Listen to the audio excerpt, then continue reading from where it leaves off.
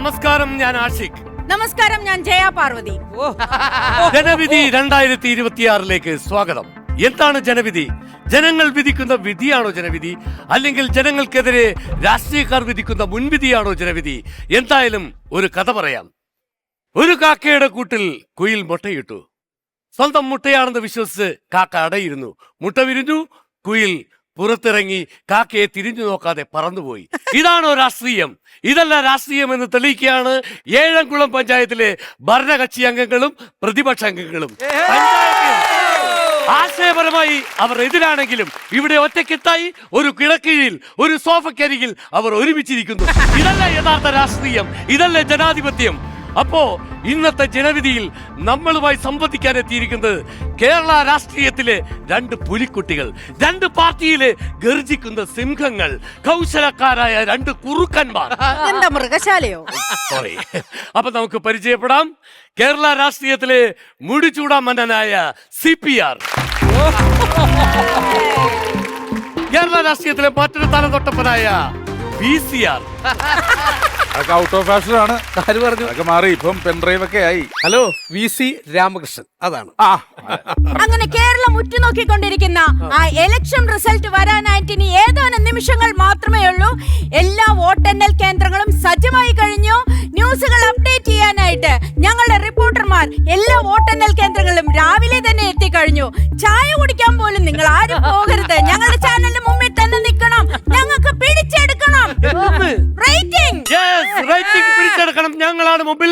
അപ്പോൾ നമുക്ക് തുടങ്ങി വെക്കാം. സാർ, റിസൾട്ട് അറിയാൻ കാത്തിരിക്കുകയാണ് കേരളം. എന്താണ്, എങ്ങനെയാണ്, എത്ര സീറ്റ് നിങ്ങളുടെ പാർട്ടി പിടിക്കും? CPR സാർ പറയൂ. അല്ല, അത് പ്രത്യേകിച്ച് നമ്മളിപ്പോ ആ വിജയലക്ഷ്യം നമ്മൾ കണ്ടിട്ടുണ്ടല്ലോ നേരത്തെ തന്നെ. അതിനിപ്പോ നമ്മൾ പ്രത്യേകിച്ച് പറയേണ്ട കാര്യങ്ങളൊന്നുമില്ല. 150 സീറ്റ് പിടിക്കും എന്നുള്ളതാണ്. 180. 180 അതെ. സീറ്റുകൾ നിങ്ങൾ പിടിക്കുമെന്നാണ് പ്രതീക്ഷ. അത് പിടിച്ചിരിക്കുന്നു എന്നുള്ളത് തന്നെയാണ്. പിടിച്ചു അത്. സാർ, CPR പറയുന്നത് 180 സീറ്റുകൾ പിടിക്കുമെന്നാണ്.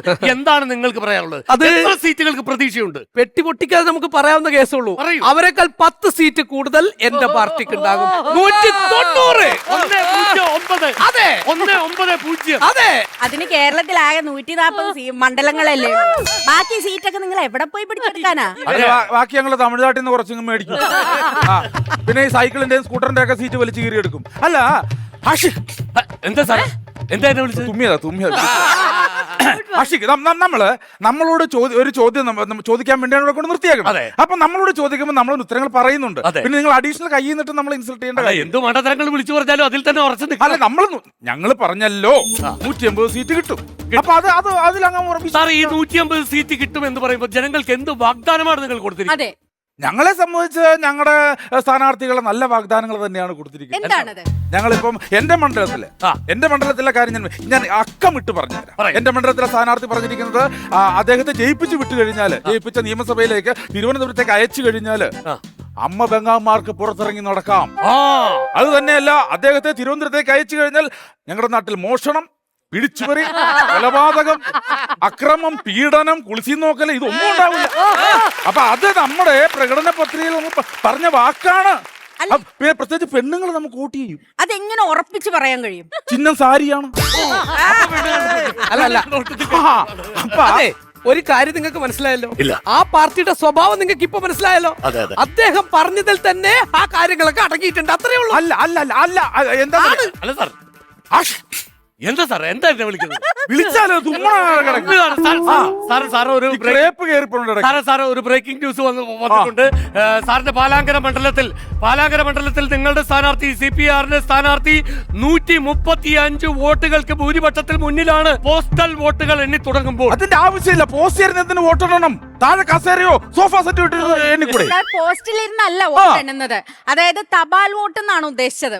തപാൽ 135 വോട്ടുകൾക്ക് ഭൂരിപക്ഷത്തിൽ മുന്നിലാണ്. 135 വോട്ടുകൾക്ക് മുന്നിലാണ്. അതെ, കള്ള വോട്ട് ചെയ്തല്ലേ? തള്ള വോട്ട് ചെയ്യും. പിന്നെ തള്ള വോട്ട് ചെയ്യാതെ വോട്ട് കിട്ടുമോ? കള്ള വോട്ട് ചെയ്തിട്ട് അത്രയും ഇത്തിയാക്കണത്. അല്ല, ഞാൻ ചോദിക്കണത്, എന്താണ് സാർ, എന്താണ് എന്നെ വിളിച്ചത്? ഞാൻ പറയട്ടെ, ഞാൻ സംസാരിച്ചു കൊണ്ടിരിക്കുമ്പോൾ അതിനിടയ്ക്ക് സംസാരിക്കാൻ എനിക്ക് സമയം, നിങ്ങൾ സമയം തന്നിട്ടുണ്ട്. അല്ലല്ല, അവസരം കിട്ടിയ ഞാൻ എനിക്ക് നിങ്ങൾ സമയം തന്നിട്ടുണ്ട്. കാര്യങ്ങൾ ക്ലിയർ ചെയ്ത് പോകണം. നിങ്ങൾക്ക് സമയം തന്നിട്ടുണ്ട്. അല്ല, അല്ല, അല്ല, അല്ല സാർ, എന്റെ സമയം വിലപ്പെട്ടതാണ്. എന്റെ സമയം വിലപ്പെട്ടതാണ്. കള്ളവോട്ടിനെ കുറിച്ച് പറയൂ. നിങ്ങൾ മിണ്ടരുത്. ഞാൻ അക്കമിട്ട് നിരത്തി വെച്ച് തരാം അതിന്റെ തെളിവുകൾ. ഞാൻ പറയാം, നിങ്ങൾ സംസാരിക്കരുത്. സംസാരിക്കാതെ അപ്പൊ നമ്മൾ പറഞ്ഞു വരുന്നത്, പശുക്കൾക്ക് പാല് കുറയുന്ന ആ കാരണം പശുക്കളുടെ പാലല്ല, കള്ള വോട്ട് ചെയ്തത് എന്താണ്, അതിനെ കുറിച്ച് പറയൂ. ഞാൻ നിങ്ങൾ സംസാരിക്കരുത്. നിങ്ങൾ പറയാം. അപ്പൊ ആനയുടെ കറുപ്പ് നിറം, ആനയുടെ സാർ ഇത് പറയൂ സാർ. കള്ള വോട്ട് നിങ്ങളുടെ പഞ്ചായത്തിൽ ചെയ്തില്ലേ, നിങ്ങളുടെ മണ്ഡലത്തിൽ? വ്യക്തമാക്കൂ. അശിക്ക് ഞാൻ ഓരോന്ന് പറഞ്ഞു വരികയില്ല. അതിനെ ഇടയ്ക്ക് കയറി സംസാരിക്കേണ്ട കാര്യമുണ്ടോ? പറയൂ. ഞാൻ അതിന്റെ കാരണങ്ങളാണ് പറഞ്ഞു വരുന്നത്. അതായത് ഞങ്ങളുടെ നാട്ടിൽ ഒരു കള്ളനുണ്ട്. ഇപ്പൊ എന്റെ മണ്ഡലത്തില് ഒരു കള്ളനുണ്ട്. അവന് ഒരു ചെറിയ മോഷണങ്ങളും കാര്യങ്ങളൊക്കെ ഉള്ളതാ. അപ്പൊ അവന് വോട്ട് അവകാശം നിഷേധിക്കാൻ പറ്റുമോ? അതൊരു ഇന്ത്യൻ പൗരന്റെ അവകാശമാണ്. അപ്പൊ അവൻ വോട്ട് ചെയ്തപ്പോൾ അത് ആരും എടുത്ത് ഫേസ്ബുക്കിൽ ഇട്ടു. എന്ത് കള്ള വോട്ട് ചെയ്തെന്ന് പറഞ്ഞു. കള്ളൻ വോട്ട് ചെയ്താൽ അത് കള്ള വോട്ടാവൂ? നിറച്ച് കള്ള വോട്ടായിരുന്നു എല്ലാരും ചെയ്തത്. എത്ര കൃത്രിമ ആധാർ കാർഡ് നിങ്ങൾ ഉണ്ടാക്കി, മൊത്തം കള്ള വോട്ട് എടുത്തിട്ട് കള്ളന്റെ പേരിലാക്കണം വോട്ട്. അല്ല, നീ ഇങ്ങോട്ട് വന്നു കഴിഞ്ഞാൽ എന്റെ രാഷ്ട്രീയം മാറും. അല്ല, നീ എന്റെ രാഷ്ട്രീയം മാറും.